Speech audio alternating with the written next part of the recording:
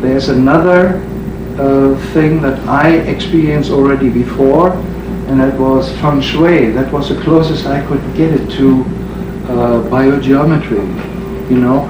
And we did have a number of feng shui practitioners that figured out that the combination of feng shui and biobiology is very useful for both. And we have here Carol Cannon, who's in the lecture. She was one of these very first feng shui practitioners, and decided, with my help, to get started on biobiology. And since then, that was years ago. How many years ago? I think I graduated in 95. 95 or something? So it must have been 94 when I showed up on your doorstep. So since then, you know, she has been very active in biobiology also, and is incorporating it into her feng shui practice, and also in her feng shui teaching, and very successful.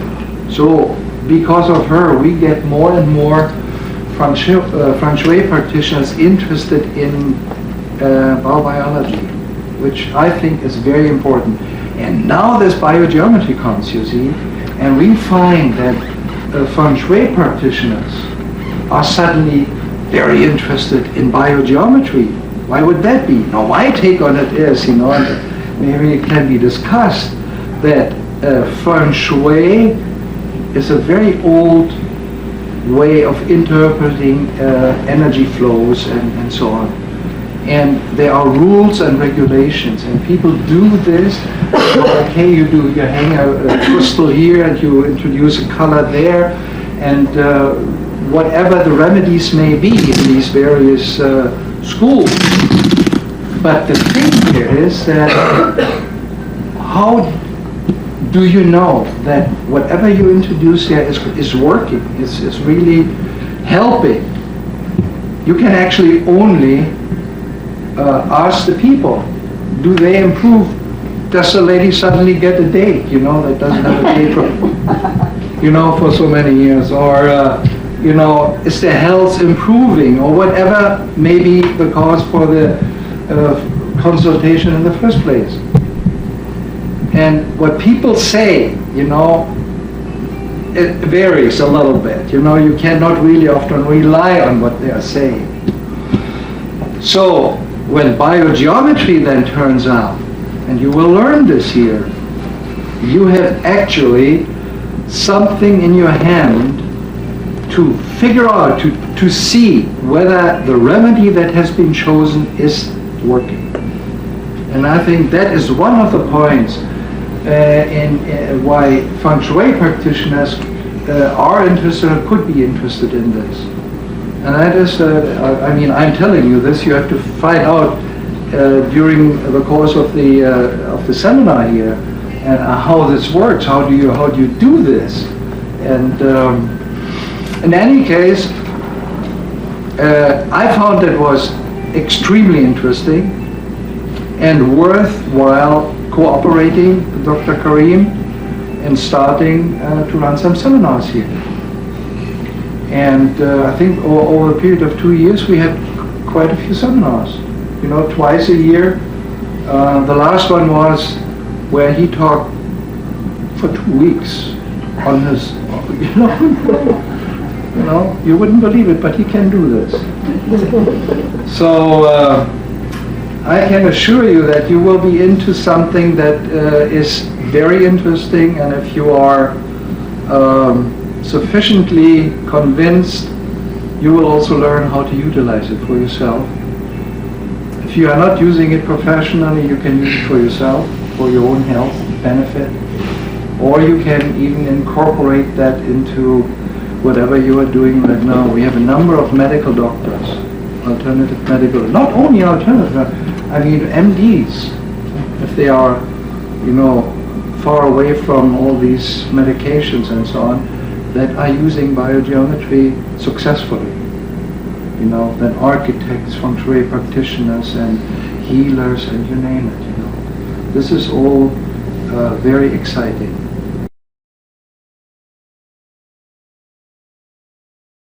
Well, good morning. So, we'll make a few introductions in the beginning because biogeometry is something that, although it's based in architecture, although it started in architecture, it has somehow spread to all fields of life, because once you enter into the energy level, then you cannot say it belongs here or it belongs there. The same laws apply everywhere.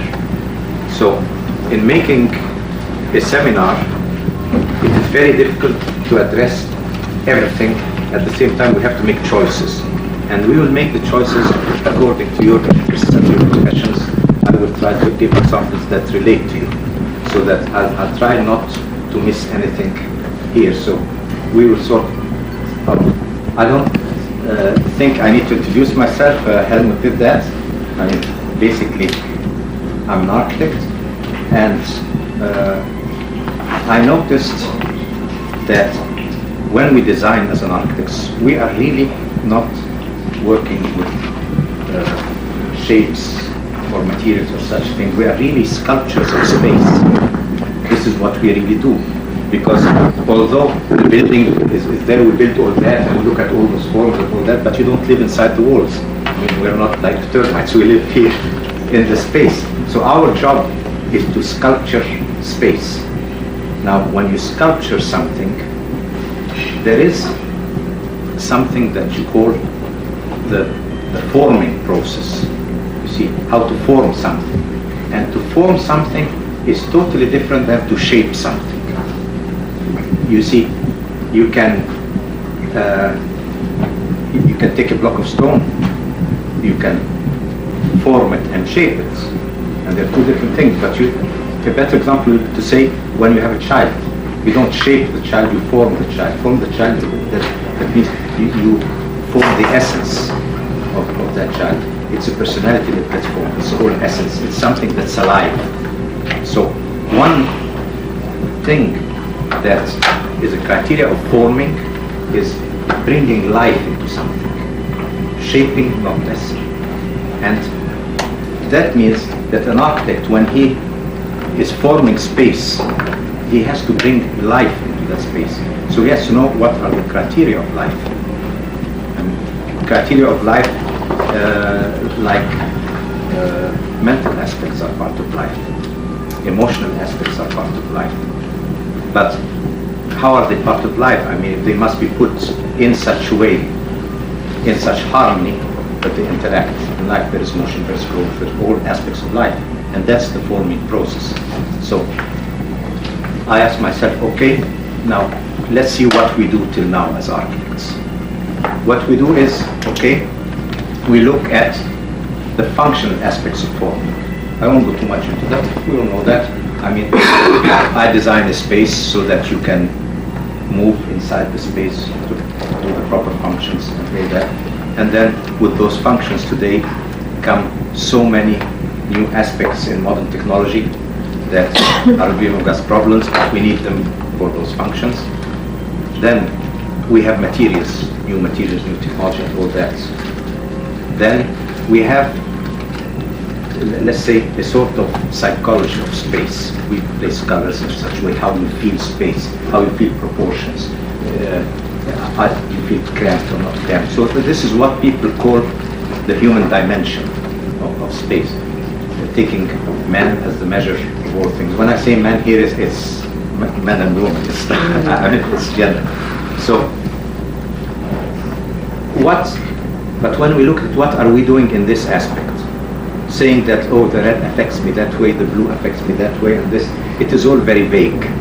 So people cannot take this aspect of any science, this way of relating to proportions, to colors and all that, they cannot take it in a serious scientific way. If we don't find a way to put all that into a science that can be tested, verified in proper research, then we are nowhere near playing an effective role in the evolution of our modern civilization, which is based on technology, whether it's information technology or whatever technology. We have to play a role in that thing. So I asked myself, okay, now we went a step further, we can see the vitality in the air, ionization in the air, we put ionizers, we put things like that. Okay, this is a good step into it. But then we have another aspect, all those electromagnetic fields. What are we doing with them? So there are so many things that have to be dealt with that are part of this invisible energy that you are sculpting here in this room. But this energy that you're sculpting in this room has so many aspects in it that we have to see its relationship to us. Now I'm just introducing the way you came in, but we'll go into that in detail. But we have to deal with if there are what we can label as emotional energies that we take and give out and breathe, that we interact with. If they exist out there, something that you can touch, then we have to find out how to interact with them and how they interact with us. And that's part of the forming process.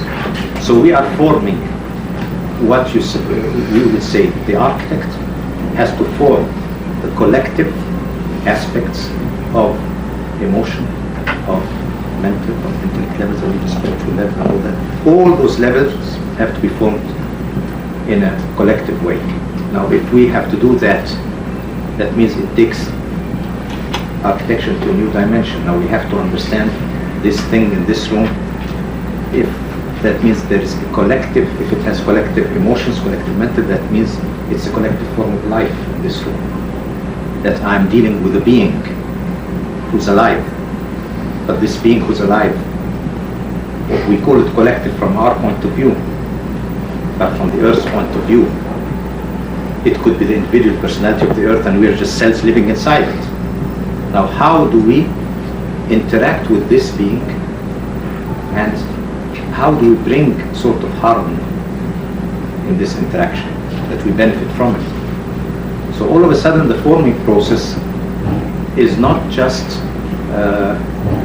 something that has to do with putting a sort of a certain style out there in the market that everybody appreciates and can see, oh, this is Ibrahim's style, we know it anywhere and all that. This is not really architecture. This is sort of letting the ego play its role, out.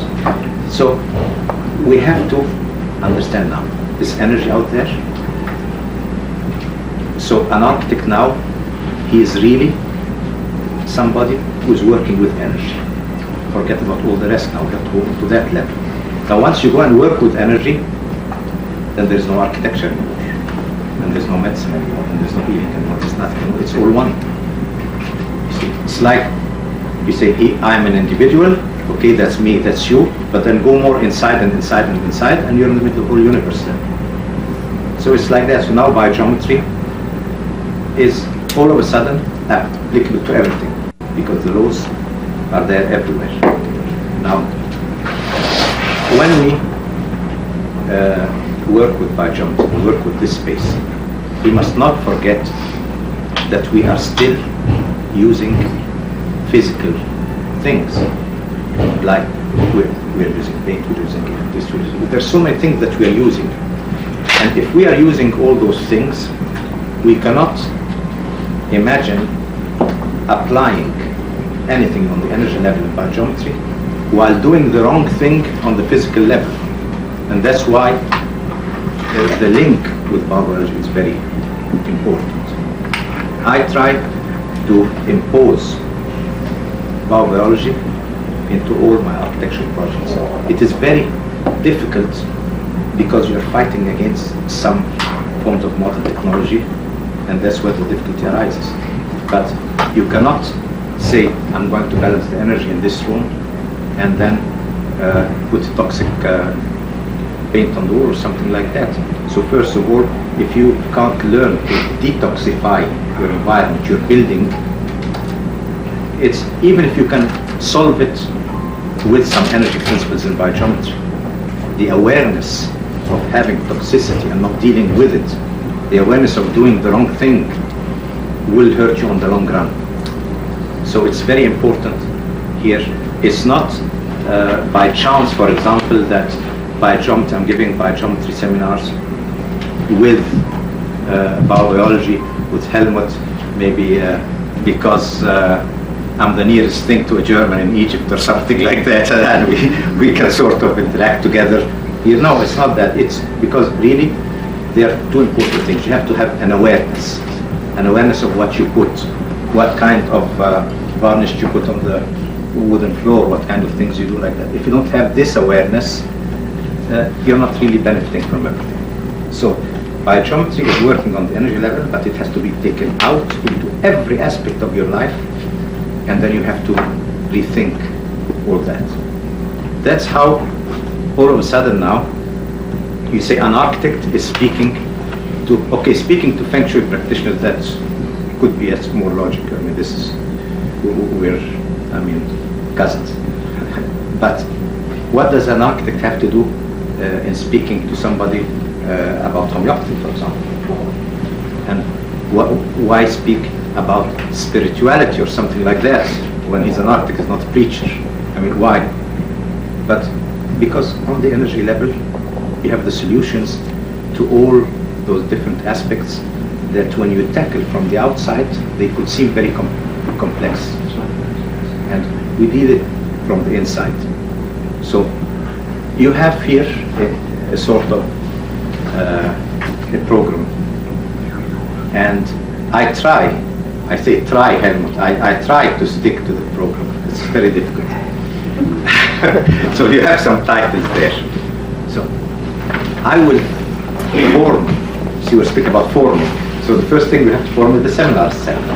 So I will form the seminar through interacting with you, through what you tell me and what you don't tell me. I'll try to take it in and put it in the material so that it relates to you. The titles that we have there are a vague guide like this. So don't feel that, oh, you know, he wrote his speak about this and he didn't go deep enough into something. You can always ask me in the break, say, can you go more into this or more into that? I might say things that are not there at all. It depends who is here and what they want. So we'll make it very, very casual. The main thing is that you understand everything. Now there's another aspect that we are going to do. We are going to use drawings. I'm going to sort of develop every idea by drawing. And then at the end of the day, between 3 and 4, we'll make a sort of a session with overhead slides and all that. We'll keep all the slides in one session because they disrupt a bit if I'm going to use the overhead projector all the time and point to things, and at the same time they disrupt the camera because the light goes darker. And between 3 and 4, it's a good time to give you a chance to sleep, you know, when I'm putting the slide. Yeah, if you find me standing up like that and silent more than 5 minutes, then you know it's the jet lag. I'm saying just make this like this and I'll wake up again, okay? So, now, can we, I'll start from this end, we go like that. And please, this is not introducing yourself in such a way, my name is so, I do this. No, it's really telling me what you're interested in, what you would like to interact with in those next few days. The more you tell me, the better we can interact. Okay, can we start this way? And raise your voice and so that we all hear. Okay, my name is Bessa. I'm also an architect, and my main interest is design and how to apply the principles in design. And I certainly believe what you were talking about. I mean, I had pursued since about 20 years ago to build buildings that would elevate the human spirit. And I called Helmut back then, around 15 years ago, I guess when he had just come to the States. And he talked about biology, but it wasn't quite there.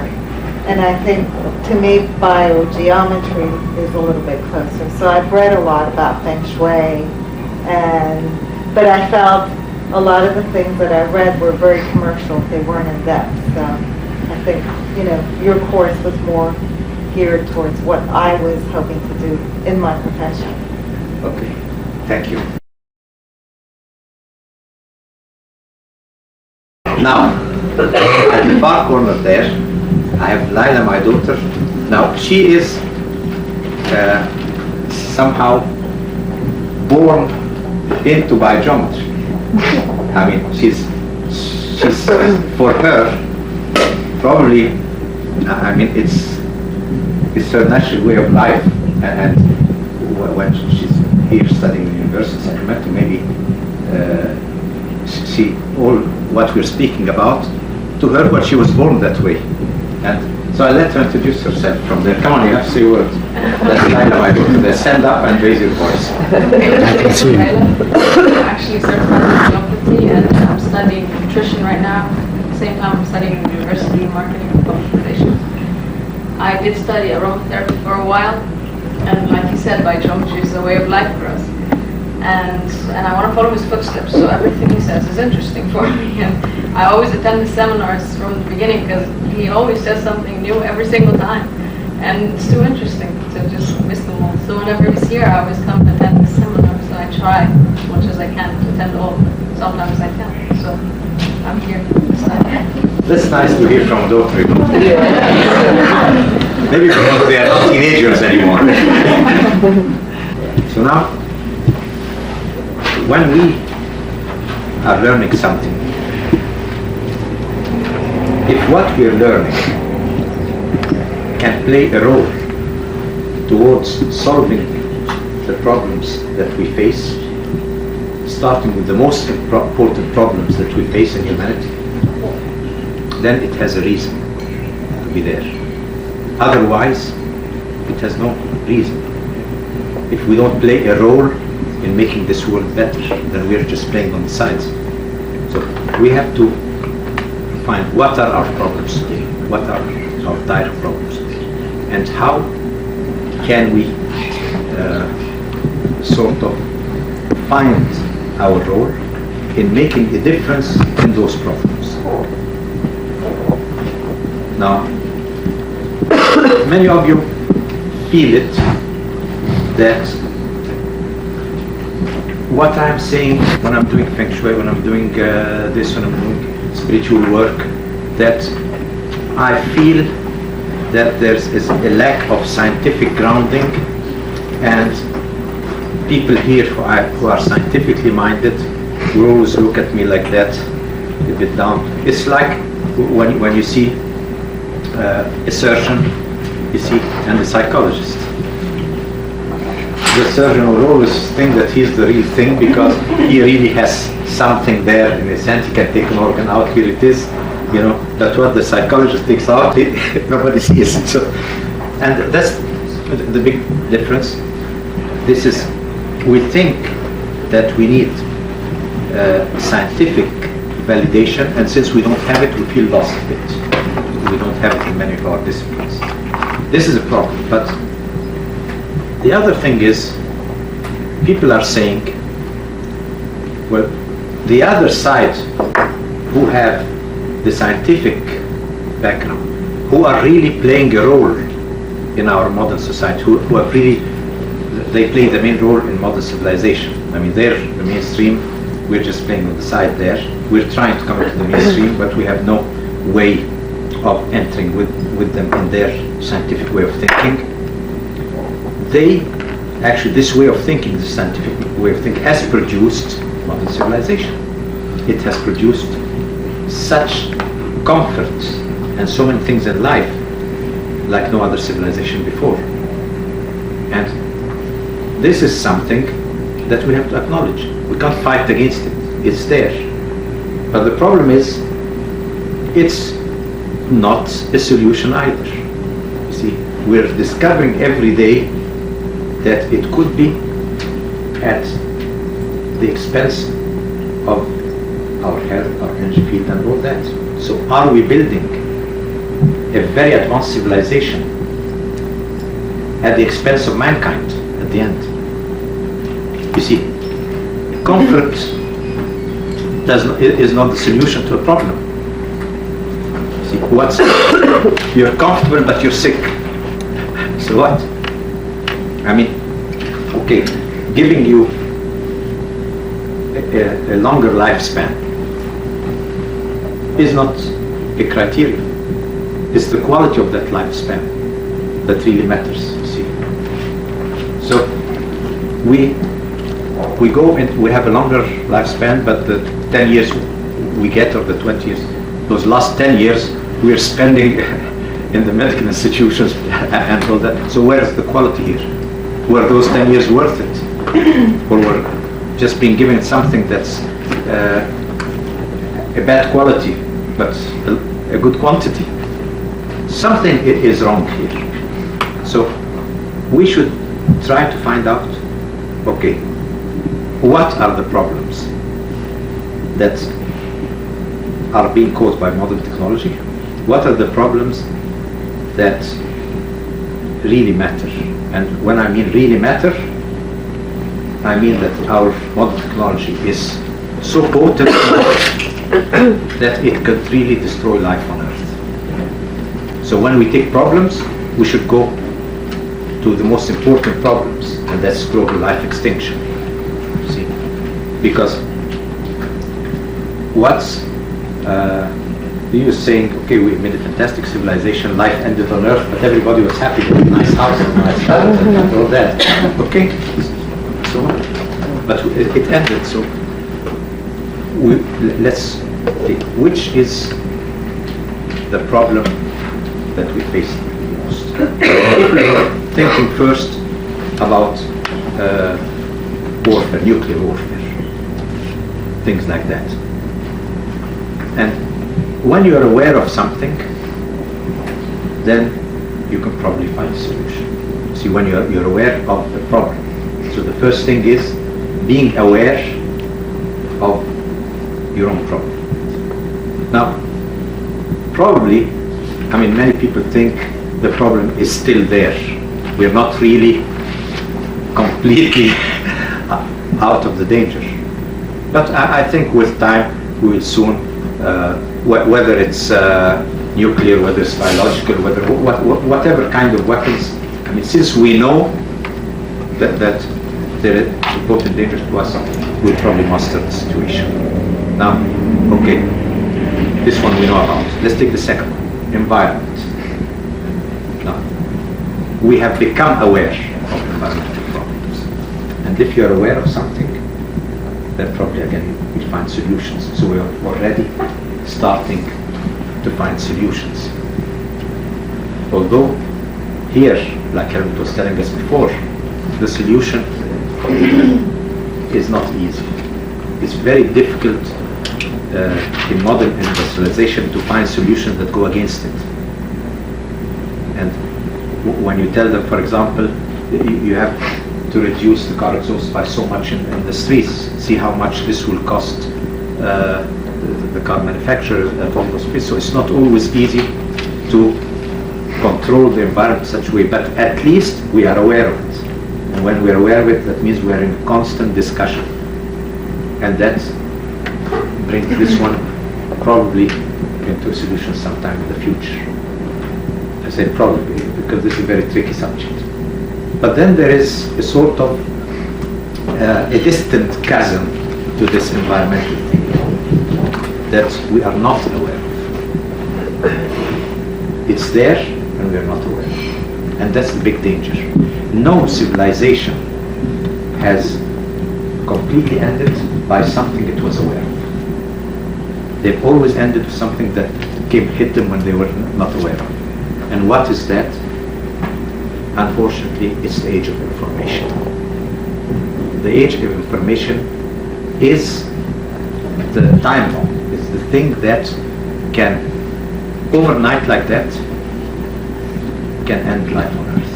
How come? How come the age of information, that very important thing, can end the life on Earth? We're never aware of that. Now, look at it that way. The age of information depends on all the media transmission, all those waves in the atmosphere. So we are depending on something. Before I go into more details, let's take it just from the quantitative point of view. We say, okay, this mic that I have here is transmitting at such a low, let's say, type of energy. It's not like The electromagnetic field is not like a big transformer or not like something like that. So really, you can put it on my body, and when I open the TV transmission, the radio transmissions, all those things. And now we're to the wireless internet age. Now all your equipment, your computer equipment now is going to work with modern Bluetooth technology and things like that, and you're going to have your computer communicate with your telephone, with your printer, with all that, all wireless. So what's happening here? You say, okay, these are minute. Minute compared to what?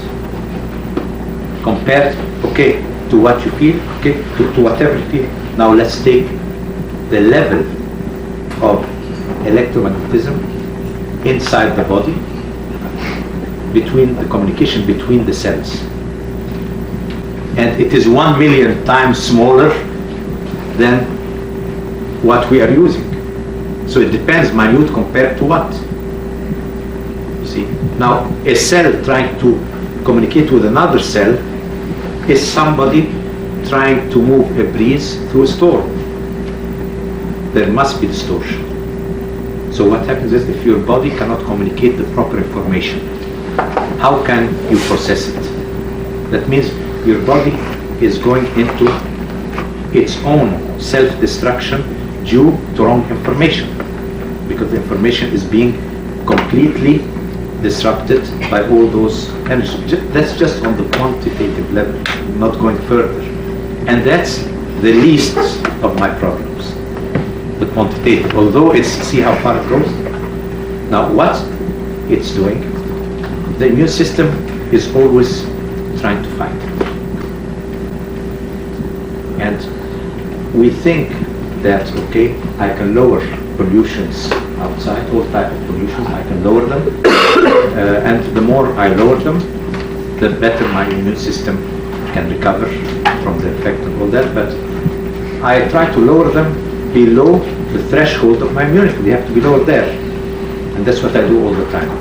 Now, by the time I lower the pollutants, the toxicity, and all that by 10%, I am adding waves in the air by 100%. See how fast we're doing with cell phones and all that. So what am I doing?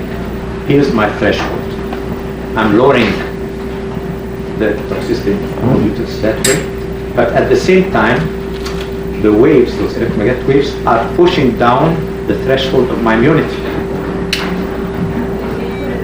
Now, the difference between those two, this is supposed to be the normal.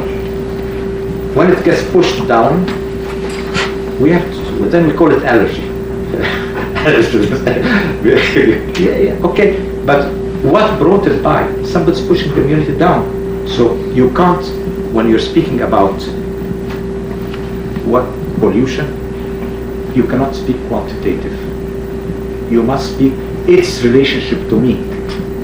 So unless you take my immune threshold into consideration, unless you see that this one has to be higher than this one, so while they're lowering this one, I'm pushing up this one, unless you do that, what will happen is, one day you'll have so many of those waves that the immune system will not be able to cope with it. And it will just collapse. So we could be living happily and going, and then one day, collapse of the immune system. And when this happens to animals, plants, and everything, maybe at different times. But what's happening? Immune systems will start collapsing, and no medicine, nothing at all in the world can help you if the immune system collapses. It's just the end of life. So you see, the information technology is the invisible thing that could bring global destruction on Earth. And until now, I'm speaking about quantitative only. Wait till I go into the qualitative, and it's really scary. So we'll take a couple of minutes break now.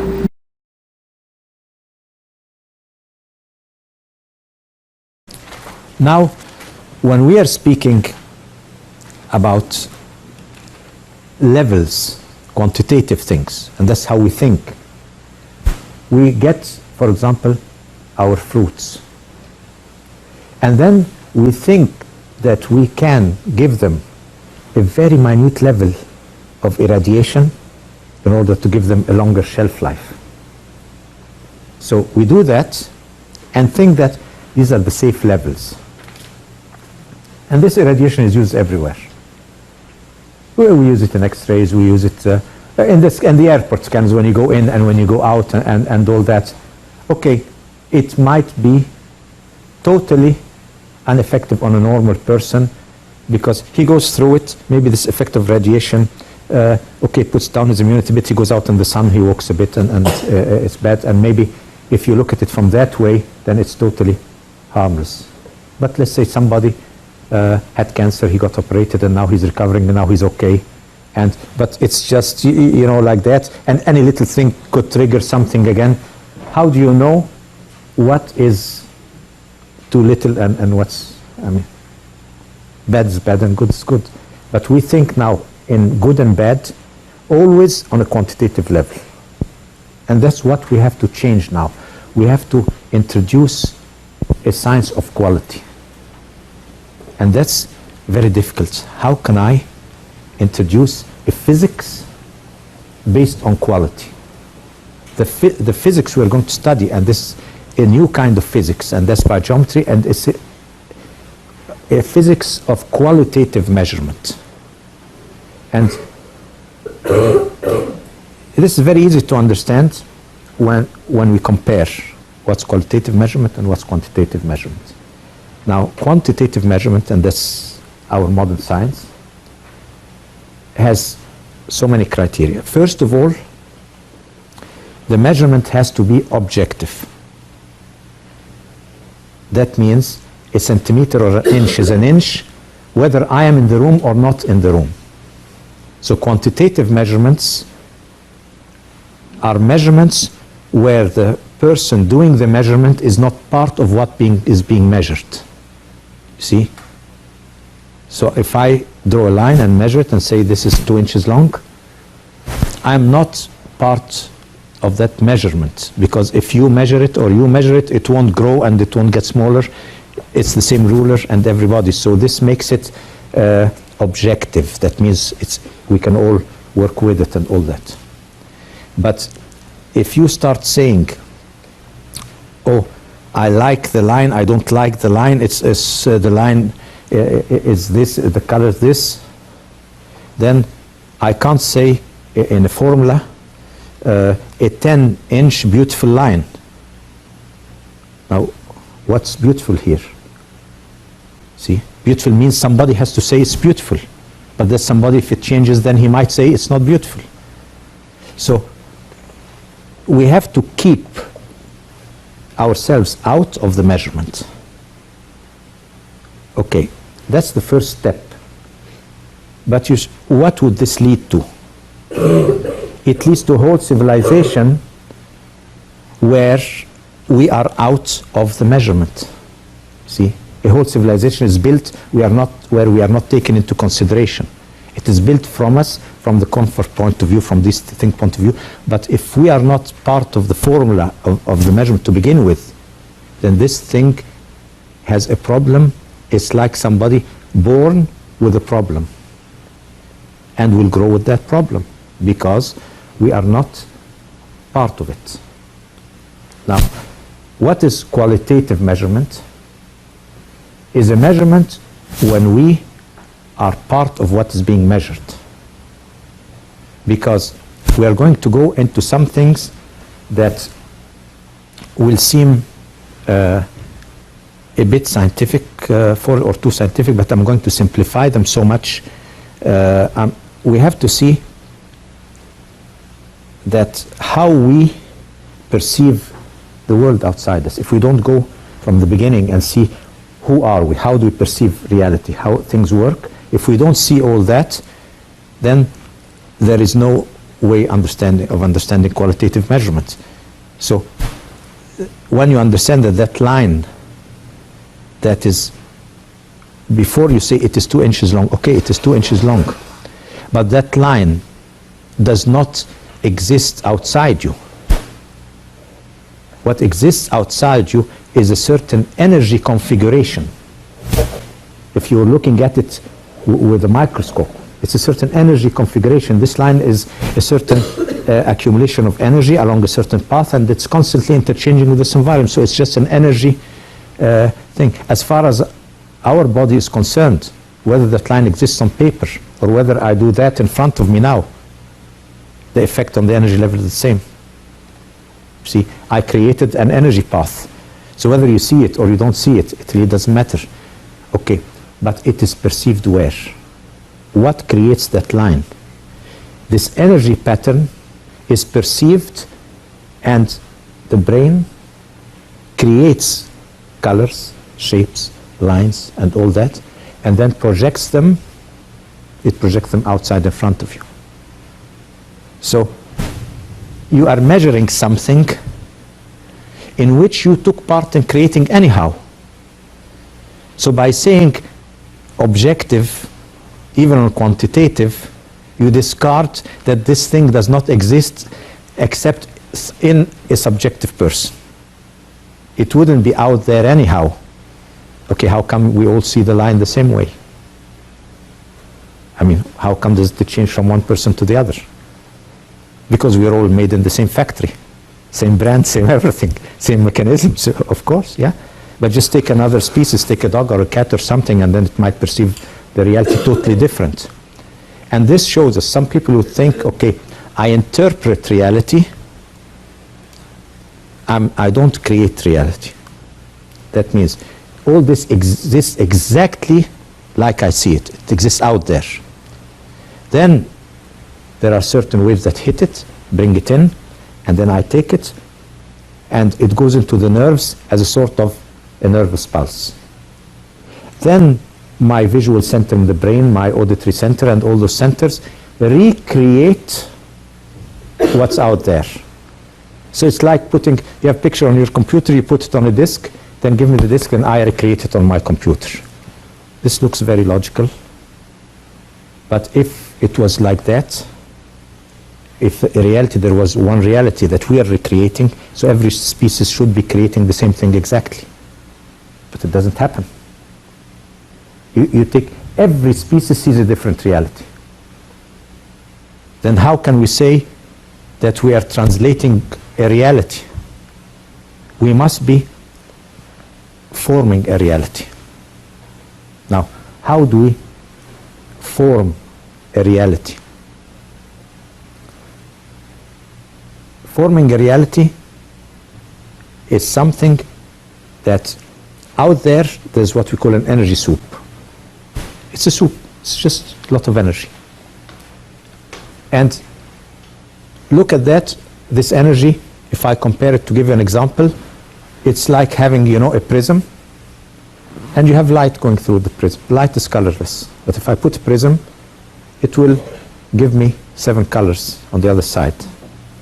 But then the light itself is colorless. So my prism has somehow differentiated things out of the total. But the total, since it has everything and its opposite, then it has everything and nothing, just like the light. And we are just sort of refracting parts of it.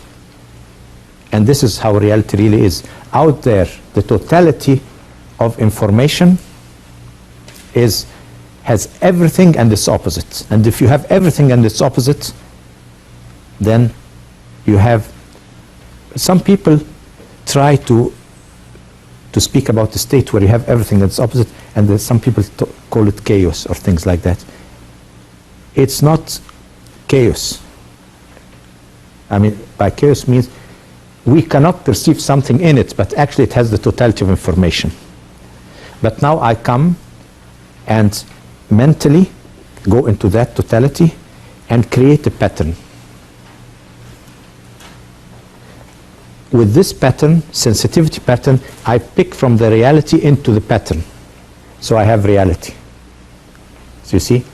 So consciousness is a way of getting a pattern, a certain pattern, to create a certain thing out of a reality. So imagine now that I have a big jar, and in this jar I have grains of sand. It's full of sand.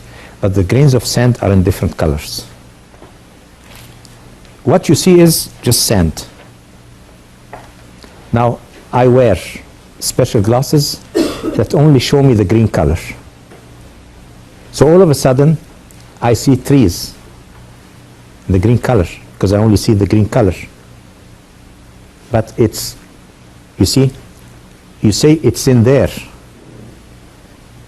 Yes, but there must be a pattern making thing, a color making thing, and there might be in the green colors, there's a secondary thing, a sort of which one of the greens fit into the pattern and which one don't. But this, let's not go too deep into it. But at the end, you get a pattern. Now, if I put red glasses and go in there, I might see totally different things. So this is how the universe is. You could have 100 universes, 100 dimensions, 100 worlds, 100 beings, or millions of beings living right there. Looking at it, it's all colors of grains of sand in one jar. And it's all those dimensions. Now, if you didn't have your glasses, the colored glasses, could you make anything out of the jar? You have to have the different colored glasses to make something. What are those colored glasses? They are our senses. In order to understand the figures in one color, I have to wear glasses that show me one color and keep all the others out. So the whole thing of the senses is limitation and not expansion. Limitation through a pattern. Why I'm saying a pattern and not just color? Because I take color as an example, but when I use the word pattern, that means the pattern is a choice of color, sound, and it's more a whole thing. But it's just like choosing a color. A pattern includes color, shape, it includes more. So your pattern creates what you get out of the jar. In reality, you are also a pattern within the jar, and there is no jar. You see? Because when I say jar, it's just to make you visualize it first. I put you outside it.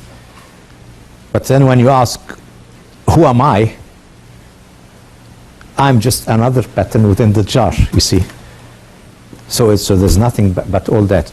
If you understand this, so how can a grain of sand inside the jar interact with shapes with others of similar thing? How can this have a life of its own there if it's at the same time, if it has all those different colors of sand on it? It cannot even see the other color beside it. It must have senses that limit it to its own color and pattern and keep everything else out, and all of a sudden you have a world like ours, you see. And that's from this concept of the jar, we're going to go into the senses. Now, why am I going to go into the senses? I go into the senses for one thing. Because I want to find qualitative scales. You cannot have any physics or any type of science if you don't have a measurement scale of that science. But so we need a scale of quality. I need to have qualitative scales. Instead of having just quantitative, I need qualitative. Now, where do I find qualitative scales? I cannot find them except in our brains, because we produce the qualitative scales. Like color is a qualitative scale, sound is a qualitative scale, but it doesn't exist outside. Outside you have a movement of air. You see, there's no sound. Air that moves, because you know, if you have a certain sound and you have also the opposite at the same time, you have nothing. And this concept is a bit difficult to understand, but I'll simplify it very much. and we'll be able to go along. But let's see first what is the importance. I mean, you're going to say he's speaking about physics of quality. Now, can quality really be physics? Because it's subjective again. And what's the use? Any scientist will come in and say, oh, this is rubbish. I mean, the physics of quality, what's the physics of quality? You cannot call it physics. It's just another art. I mean, and you want just calling it physics just to feel happy about it. Yeah? But we say, and then you say you're using pendulums. Oh, we know that pendulums are used in a psychic manner for divination and all that. It has nothing to do with science. But we are going to slowly go into it and see that there must be a world of quality. That there must be, we are working, nature works in qualitative aspects, never in quantitative. The quantitative is always one face of the coin, and the qualitative is there, so nature always balances between the two. It doesn't take one alone. So we go back, in order to understand this, we go back to ancient Egypt. Not because I come from Egypt, it happens to be coincidence, but we have to go back there, you know. It's like Back to the Future. If you want to go to the future, you have to come with me back to Egypt. So, now, the Western civilization started with the Greek philosophers. And we call the Pythagoras is the most known of the fathers of our sciences. And we have Thales, we have others, but Pythagoras is the most known of these. And Pythagoras is the father of mathematics, and the father of music, and the father of so many sciences. And it's this Greek way of thought that brought us our modern civilization with all the aspects of logic, quantitative thinking, and all that. But all those Greek scientists or philosophers went and were trained in Egypt. So Pythagoras went to Egypt and he stayed for 22 years in the temples of Egypt. He got a letter from the governor of the area where he was living in Greece, and the governor was a friend of the Egyptian pharaoh. So he gave him a special letter that Pythagoras is going to study in Egypt, and please let him, put him in the temples to study the esoteric sciences in Egypt, the secret sciences. Because Pythagoras, his father, saw in that child a link to Apollo, and they call Apollo the Pythian, and from the word the Pythian, he changed the name of his mother to Pythia and called the son Pythagoras. So the whole thing was into the Apollo cult, and he thought this one is, they used to call him the son of Apollo. So he has to go to the mystical schools of Egypt. And he asked the pharaoh to let him go in. So Pythagoras went there, the pharaoh told him okay. So he went near Cairo, there, first to Heliopolis, where this is the most famous places called Un. They have the most famous learning centers. And they told him, oh, it's very nice what you have for us, but we don't have it here, you know. I mean, there are no, we don't do the esoteric teachings here. So, I mean, it's the way of just not accepting him. So he went to Thebes. He kept going to different places, and he got the same answer everywhere. We're not teaching anything here, it's just those sciences that we know. Who told you there were other sciences? So he went back to the pharaoh and said, well, you won't accept me anyway.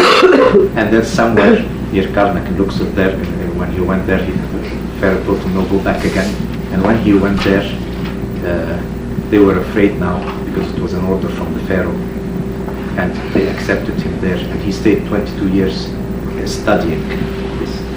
Now, we are going to take many aspects of what we are doing. We're going to take them from the, let's say Pythagoras is a coin like that. On one side you have the Western civilization, and on one side you have a teaching that he was not allowed to divulge. These are secret teaching. He can't speak about it. You know, one of his inner school of Pythagoras school was he was quoting recently. Told him he would have to say what the master is teaching him. And it's a famous story where he cut his tongue. He cut his own tongue, so even if they tortured him, they couldn't get anything out of him, because this was secret thing. And it's not, you were not here, it's not a commitment that you made to man, it's a commitment that you made to the universe. And the universe, when you make commitments to the universe, it's something that you can't just break. Now, we will try to take what Pythagoras is saying and turn it around and go back into the temples of ancient Egypt. So we'll imagine ourselves like students who were allowed to go into those temples. Maybe now we're lucky because now we have the permission to go in. Maybe at his time he didn't have the permission. So let's go in there and see what Pythagoras was saying. Pythagoras has a very famous thing, it's called the monochord. The monochord is just a piece of wood and a string on it. And this is his monochord. He had seen all those musical instruments in Egypt where they were playing. They had all those things like all types of small guitars, mandolins, and all those types of things in large array. So he just took one instrument that had one string. And the importance of this instrument, I mean, just one string, what's a string, can be seen from the last word that Pythagoras said when he was dying. You know, at the end of his life, Pythagoras, after they burnt his school and all that, some people say he died in the school, some other things, they said he went into a temple and stayed there for 40 days without eating or drinking until he died in that temple. But what was his last word on his deathbed? He said, I want to hear a note on the monochord, just one. Like the monochord, he heard it and then he died. And this was the greatest thing for him. So what could be there? What could be so important in this saying? I mean, just play a note on the monochord. The monochord is on a string. If you put your finger in a certain proportion, you could actually play a certain musical note. You change the proportion, play another note. So, and then when you make a proportion and you make half the proportion or double the proportion, you get the same note on another octave. So what are notes? The string moves air. Notes are produced by our brains. So notes are qualitative scales, are qualitative measurements. Now, proportions on the string are mathematics. So it's no coincidence that he was the father of music and mathematics. It's no coincidence that he said the whole universe was numbers, and at the same time he would say the music of the spheres, because on the monochord they were one. Now, a monochord where you could convert quality into quantity. You see, mathematical ratio to a note means that they are both the same thing. They are both, if you can convert a centimeter to an inch, then you think your inch here is more accurate than the centimeter we use maybe in Europe and in Egypt? I mean, they're both exactly the same thing. Convert to our Fahrenheit to Celsius, it's the same thing. Okay, if you can, on monochord, you can convert the whole world of quality into quantity, then the world of quantity is the way we see it. If it's that scientific, if you are going to say this is the whole scientific thing, then quality must be the same. So maybe we didn't consider it that way. We think, how can I, as a designer or decorator, feng shui consultant, be regarded like a nuclear scientist? You're using the same scales. Convert this to that and this to that. See? So this is the world of quality. The world of quality is just as precise and just as scientific as quantity, because they are just two faces of one coin. You can't separate them, whatever people say. It's just because we haven't come to the notion of using the other aspect of the string. That's the qualitative aspect of the string. And a string, when we use pendulum instruments, the pendulum, the way we use it here in this kind of physics, is just a musical string. It's a musical string, and I can't see on a musical string the resonance with my eyes very well, so I cut it in the middle and put a weight. And when I cut it and put a weight, when it starts resonating, it will move. The length of the string, you see, it's here's the monochord, here, stand maybe this way. This is a piece of wood like this, and here nail, and then another nail, and then I have here the chord. You see, and I have the different lengths here. Now, we know, for example, that a note here on that string, not only will it give a sound, but if a sound is played, the similar note, and I put my finger here, then the string will vibrate. It's like musical instruments interact with each other. So, okay, if I take here and put a ball, why am I putting a ball? Because the definition of a string, a musical string or a chord, is that it should be stretched. It can't be loose, it should be stretched. So how do I stretch it? I put a weight here. Now, any note here, it's the same. It's having exactly the same thing. Or imagine the string here, I detach this and put a weight here. It's the same, it's still a monochord.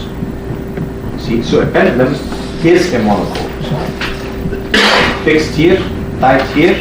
Now, when resonance happens, this will turn either clockwise or anti-clockwise.